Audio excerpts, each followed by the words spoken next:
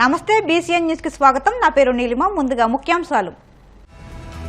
Bhimavaram multiplex లో Sabarmati report చిత్రాన్ని వీక్షించిన కేంద్ర మంత్రి శ్రీనివాస వర్మ ఓ వర్గం చేసిన పన్నాగాన్ని కళ్లకు కట్టారంటూ వ్యాఖ్య.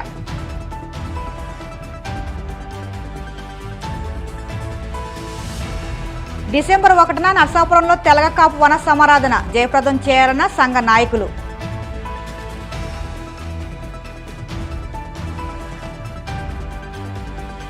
అన్ని ప్రాథమిక ఆరోగ్య కేంద్రాల్లో ప్రసూతి సేవలు అందించాలి. కాకినాడ జిల్లా వ్యాప్తంగా అధికారులకు దిశానిర్దేశం చేసిన కట్ట షణ్మోహన్ సగిలి.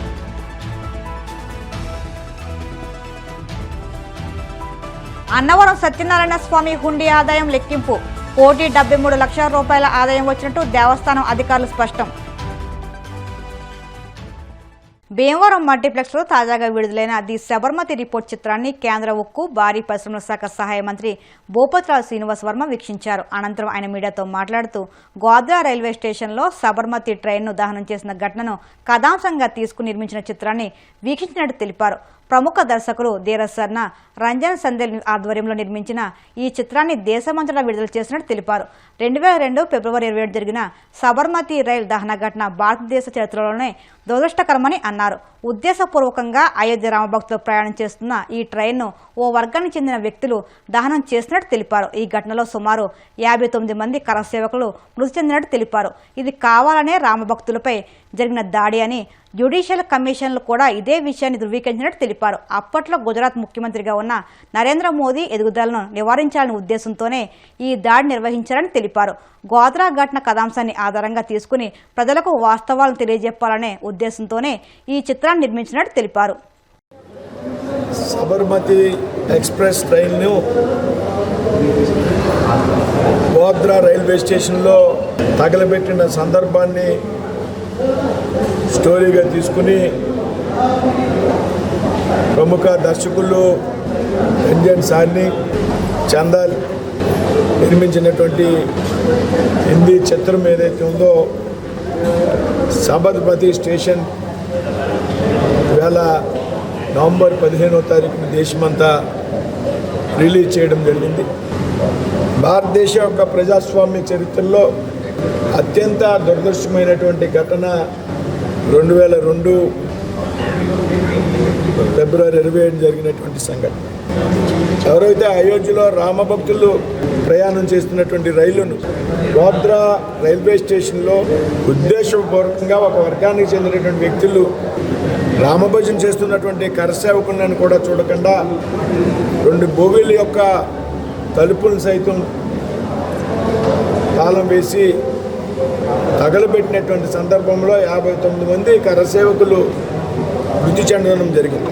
ప్రమాదకరమైనటువంటి సంఘటనగా చిత్రీకరించేటువంటి ప్రయత్నం చేయడం. అయితే అది వాస్తవంగా ఈ దేశంలో హిందూ భక్తుల మీద జరిగినటువంటి దాడి. రామభక్తుల్ని కావాలని తగలబెట్టేటువంటి కార్యక్రమం చేసినటువంటి కార్యక్రమం. ఆ తర్వాత కాలంలో వేసినటువంటి కమిషన్స్ ఏవైతే ఉన్నాయో ఆ కమిషన్, జ్యుడిషియల్ కమిషన్స్ ఏతున్నాయో అవన్నీ కూడా ఆ విషయాన్ని నిర్ధారించడం జరిగింది. అయితే అప్పుడు వేరే రకంగా చిత్రీకరించి ఈ దేశంలో మైనారిటీ వర్గాల యొక్క ముప్పును పొందడానికి ఏదైతే రైల్వే స్టేషన్లో గోద్రా స్టేషన్లో రైలు తగలబెట్టిన తర్వాత 59 మంది వ్యక్తులు అక్కడే చనిపోయిన తర్వాత జరిగినటువంటి సంఘటనలు మాత్రమే ఈ దేశంలో ఉన్నటువంటి మీడియా కానీ రాజకీయ పార్టీలు కానీ వెలుగెత్తి పోషించారు.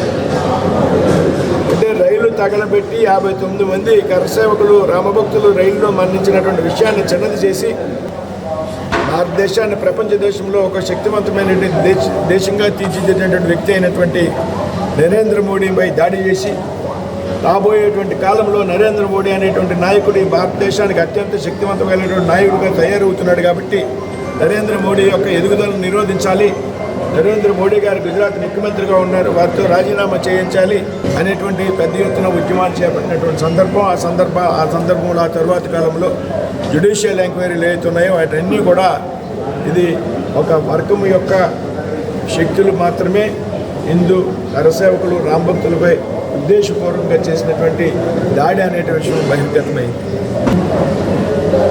ఇవాళ గోత్రాల్లో ఏం జరిగింది అనేటువంటి వాస్తవాలు ప్రజలు, భారతదేశంలో ప్రజలు, యువకులు, విద్యార్థులు తెలుసుకోవాలి కాబట్టి ఈ విధంగా సబర్మతి స్టేషన్ పేరుతో చిత్రాన్ని నిర్మించడం జరిగింది. మరి ఇవాళ చాలామందితో కలిపి ఒక ప్రత్యేకమైనటువంటి షో వేయడం ద్వారా ఈ చిత్రాన్ని ఇక్కడ మల్టీప్లెక్స్ థియేటర్లో అందరూ కూడా వీక్షించడం జరిగింది. రాబోయే గోదావరి పుష్కరాలపై మంత్రి నిమ్మల రామానాయుడు కీలక ప్రకటన చేశారు. పుష్కరాలకు సంబంధించి గోదావరిపై ఘాట్ల నిర్మాణం బాధ్యత ఇరిగేషన్ డిపార్ట్మెంట్ తీసుకుంటుందని వెల్లడించారు. సీఎం చంద్రబాబు ఆధ్వర్యంలో రివ్యూ చేసుకుంటామని, 75% దేవాదాయ శాఖ, 25% బుద్ధవరపు చారిటీ ద్వారా గోదావరి హారతి నిర్వహిస్తున్నట్లు తెలిపారు. గత ప్రభుత్వం సంస్కృతి సాంప్రదాయాలను పాటించకుండా చేశారని పేర్కొన్నారు. అనంతరం ఉచిత ఇసుక విధానం గురించి మాట్లాడుతూ తమ ప్రభుత్వం ఇచ్చిన హామీ మేరకు ఇసుక విధానం ప్రతిష్టాత్మకంగా అమలు చేస్తున్నట్టు తెలిపారు.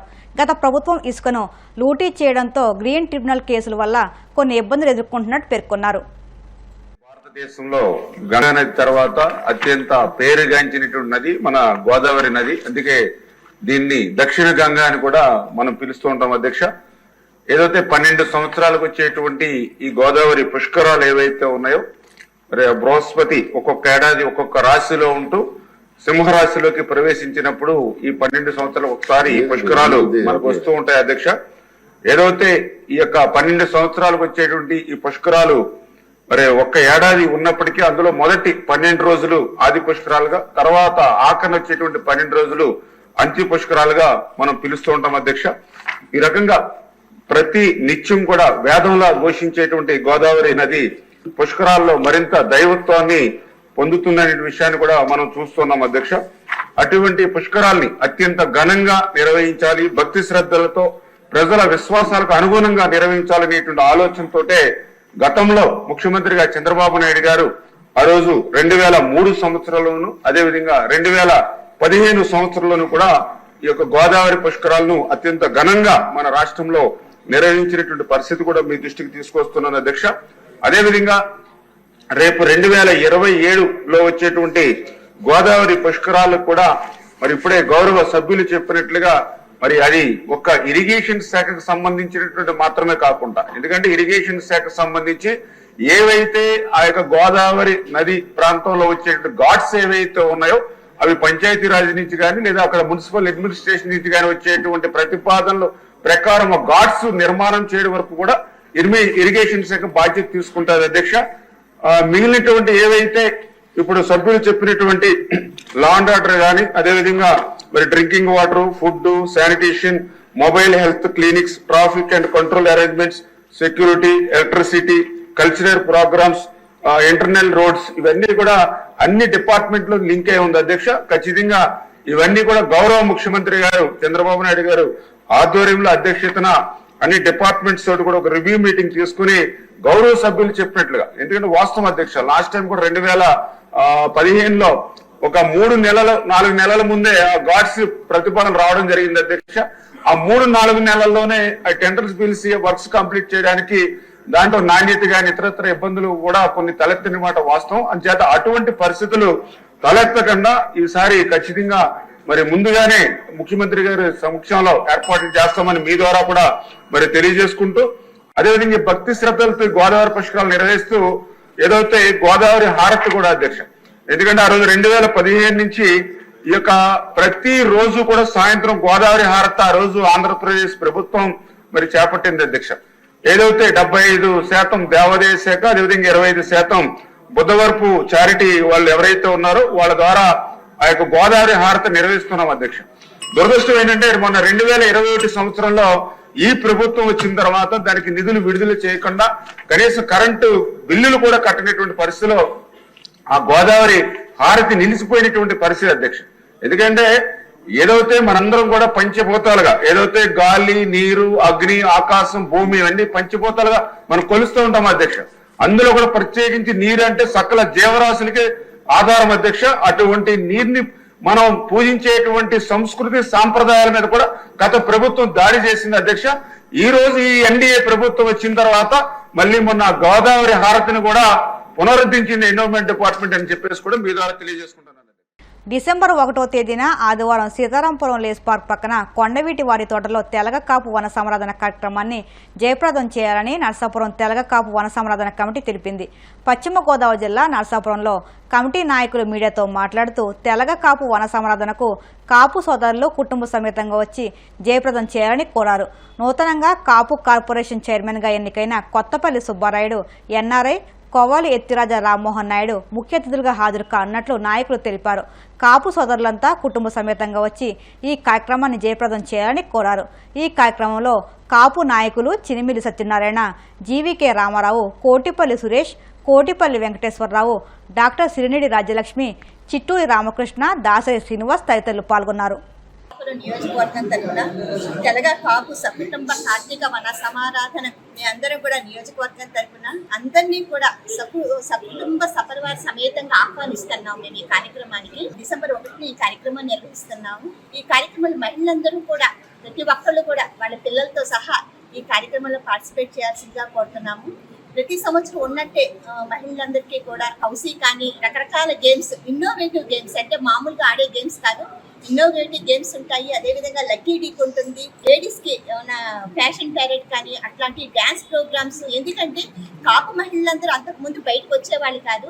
ఏ రోజున మనం నర్సాపురం నియోజకవర్గంలో కాపు వన సమారాధన పెట్టామో ఆ రోజు నుంచి మహిళలందరూ ఎప్పుడప్పుడు వస్తుందా, మన వన సమారాధన ఎప్పుడు వస్తుంది మేడం అని చెప్పి చాలా మంది అడగటం జరుగుతూ ఉంది.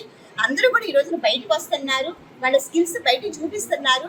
కాబట్టి ఈ 1వ తారీఖున అందరూ కూడా మహిళలందరూ కూడా పెద్ద ఉపెత్తున ఈ కార్యక్రమంలో పార్టిసిపేట్ చేసి ఈ కార్యక్రమాన్ని దిగ్విజయం చేయాలని చెప్పి నేను మనస్ఫూర్తిగా కోరుకుంటున్నాను. కాపు వన భోజనాల నిమిత్తం డిసెంబర్ 1వ తారీఖున ఈ ప్లేస్ లో ఎక్కడైతే ఏర్పాటు చేశారో అదే ప్లేస్ లో ఏర్పాటు చేయడం జరిగింది. ఈ వన భోజనాల కార్యక్రమానికి కాపు కుటుంబ సభ్యులందరూ కూడా తప్పనిసరిగా అక్కడికి విచ్చేసి ఈ వన భోజన కార్యక్రమాన్ని దిగ్విజయంగా కొనసాగించాలండి. అందరూ కలిసిమెలిసిగా ఐక్యంగా మనం ముందుకెళ్లాలని కోరుతూ గౌరవనీయుల పెద్దలు కొత్తపల్లి సుబ్బారాయుడు గారికి కాపు కార్పొరేషన్ చైర్మన్ ఇచ్చినందుకు వారికి సన్మాన కార్యక్రమం ఏర్పాటు చేయడం జరిగింది. ఈ కళ్యాణ మండపానికి 150 లక్షలు ఇచ్చిన కోవలి ఎత్తిరాజ రామ్మోహన్ నాయుడు గారు కూడా ఆహ్వానించడం జరిగింది. కానీ అనివార్య కారణాల వల్ల ఆయన ఆ రోజు రాకపోవడం వల్ల ఆయనకు అభినందనలు తెలియజేస్తూ ఆయన ఫోటో వేసి చేయడం జరిగింది. ఇటువంటి మంచి కార్యక్రమాలు కూడా ఇక ముందు కూడా కాపు పెద్దలు అందరూ కూడా ఈ వనభోజనాల కార్యక్రమమే కాకుండా దయించి సంవత్సరంలో ఎప్పుడైనా సరే గ్రామాల్లో చాలా మంది కాపు సోదరులు ఇబ్బంది పడుతున్నారు. ఆ ఇబ్బందిని కూడా మనం కూడా ఎక్కడైనా ఇబ్బంది పడుతున్నప్పుడు మనం 10 మంది కాపులు కలిసి ఒక సంఘంగా ఏర్పడి కొంత డొనేషన్ కలెక్ట్ చేసి అక్కడ ఇబ్బంది పడే వాళ్ళకి ఇల్లు కాలిపోయినా, ఒక పెళ్లి చేసుకున్నా, ఒక ఆరోగ్యంగా బాగోలేనప్పుడైనా, ఒక విద్య పరంగానైనా ఇటువంటి కార్యక్రమాలు కూడా మనం ఈసారి తప్పనిసరిగా మనందరం కలిసి చేయాలని కోరి ప్రార్థిస్తున్నాం. అన్ని ప్రాథమిక ఆరోగ్య కేంద్రాల్లో ప్రసూతి సేవలు అందించాలని, ఆసుపత్రుల్లో ప్రసవాల సంఖ్యను మరింత పెంచాలని కాకినాడ జిల్లా కలెక్టర్ సన్మోహన్ సగిలి వైద్యాధికారులకు సూచించారు. మంగళవారం సాయంత్రం కలెక్టరేట్ వివేకానంద హాల్లో కలెక్టర్ షణ్మోహన్ సగిలి వైద్యాధికారులతో సమావేశం నిర్వహించి జిల్లాలోని పిఎస్సీలు, యూపీఎస్సీలలో ప్రజలకు అందిస్తున్న సేవలు, నిర్దేశిత లక్ష్యాల సాధన అంశాలపై సమీక్షించారు. 6 మాసాల కాలంలో జిల్లాలోని 44 పిఎస్సీలు, 23 యూపీఎస్సీలలో కేవలం 400 ప్రసవాలు నిర్వహించడం పట్ల అసంతృప్తి వ్యక్తం చేశారు. వచ్చిన ప్రతి ప్రసూతి కేసును ఏరియా, జిల్లా ఆసుపత్రులకు రిఫర్ చేయడం సరికాదని, సురక్షితమైన కేసులన్నింటినీ పిహెచ్సి, సిహెచ్సి స్థాయిలోనే నిర్వహించాలని సూచించారు.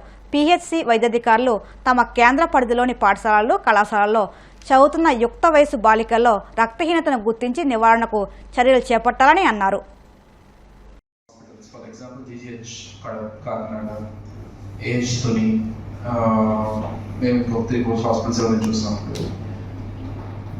పిహెచ్సిస్లో చేయగలిగే సర్జరీస్ కూడా just to avoid any risk or probably just to simply pass out. CHC lakani HCM పంపిస్తాను ఇంప్రెషన్ ఉంది నా personal. So I don't know how far is it correct also, నాకు తెలియదు. But I'm not very convinced that ఒక normal delivery in 100 deliveries normal ఎన్ని అవుతాయి caesareans అవుతాయి in approximately? అవుతాయి సార్, 50% దాకా అవుతాయి sir. So I'm an engineer, so I could be wrong when I say this, but numbers wise, even if a 50% of ఒక 25% high risk అనుకున్నా కూడా, at least 25% of your total EDD పిహెచ్సిలో జరగాలనేది is rational expectation. నేను I done in other districts also. That's what I use to see. రేషనల్గా 25% PH other higher సెంటర్స్లో జరుగుతాయి, మిగతా ప్రైవేట్కి వెళ్ళాలి. This is the thumb rule that I see at least. Please correct me if I not. Please feel free. Not even not even any 1 or 2 మేము target చేస్తున్నాం. So it's hardly 5 to 10%. అంతేనా? 1 అంటే 5%, 2 అంటే 10% max. So 1 or 2 GH I don't want to discuss it. Too bad. But there are a lot of hospitals where at least from when I interact with the gynecologists, they say regularly to their doorstep they are joining them. Our stage ఎందుకు వస్తుంది? Why are we moving away from doing deliveries? And I want to understand from the doctors. Officer it's zero Several medical officers. medical officer. Yeah. ఎందుకు why ఎన్ని జరిగే మీకు general ఎన్ని డీస్ ఉంటాయి? ఇప్పుడు కాసేపు ప్రకటనలు.